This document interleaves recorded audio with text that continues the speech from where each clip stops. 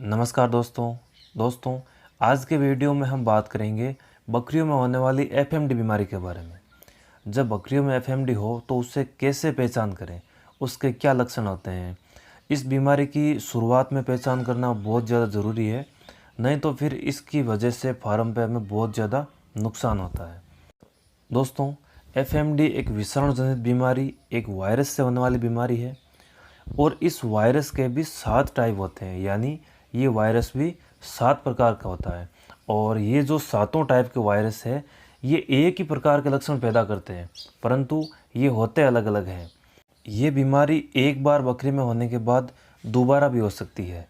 एक टाइप के वायरस से ठीक होने के बाद दूसरे टाइप या तीसरे टाइप के वायरस से भी ये बीमारी दोबारा हो सकती है।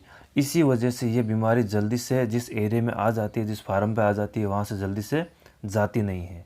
एक बकरी में अगर ये वायरस हो जाता है, ये बीमारी हो जाती है, तो फिर उस बीमार बकरी के संपर्क में आने वाली स्वस्थ बकरी भी इस वायरस की चपेट में आ जाती है। और अगर ध्यान नहीं देते हैं तो इस प्रकार से यह बीमारी एक से दूसरे में होते होते पूरे फार्म में फैल जाती है। जिस बकरी में ये बीमारी आ जाती है उसमें लक्षणों की बात करें तो सबसे पहले शुरुआती अवस्था में उस बकरी को तेज़ बुखार आता है। बुखार इतना तेज़ आता है कि 105 डिग्री 106 डिग्री फ़ारेनहाइट तक उसमें बुखार आ जाता है। वो खाना पीना बिल्कुल बंद कर देती है, जुगाली करना बंद कर देती है, उसमें अकड़न हो जाती है और बकरी सुस्त हो जाती है और धूप में जाकर ज़्यादा बैठती है। जब ऐसे लक्षण हमें दिखाई दे या हमें लगे कि फार्म पे एफएमडी आ गई है, तो जो बाकी बकरियां हैं, चाहे वो स्वस्थ है या बीमार है, उन बकरियों को अनाज दाना देना बंद कर देना चाहिए। इसके अलावा शुरुआती लक्षणों में दुधारू बकरियों का दूध सूख जाता है, मुंह से लार और झाग गिरते रहते हैं, पूरे मुंह में, जीभ पर, मसूड़ों पर, यानी पूरे मुंह में एक ललाईपन रहता है, लाल लाल सा रहता है, जो बाद में छाले का रूप ले लेता है और फिर वो छाले फूटकर घाव बन जाते हैं। और अगर बाद में ध्यान नहीं देते हैं तो इन घाव पर मक्खियाँ बैठने की वजह से मैगट हो जाते हैं, इनमें कीड़े पड़ जाते हैं, फिर ये घाव देरी से ठीक होते हैं। बकरियों के खुर भी कमज़ोर होने लग जाते हैं, खुरों में दर्द होता है और दर्द की वजह से खड़े होने में, उन्हें चलने में परेशानी होती है। फिर खुरों के बीच में, खुरों के आसपास छाले होने लग जाते हैं।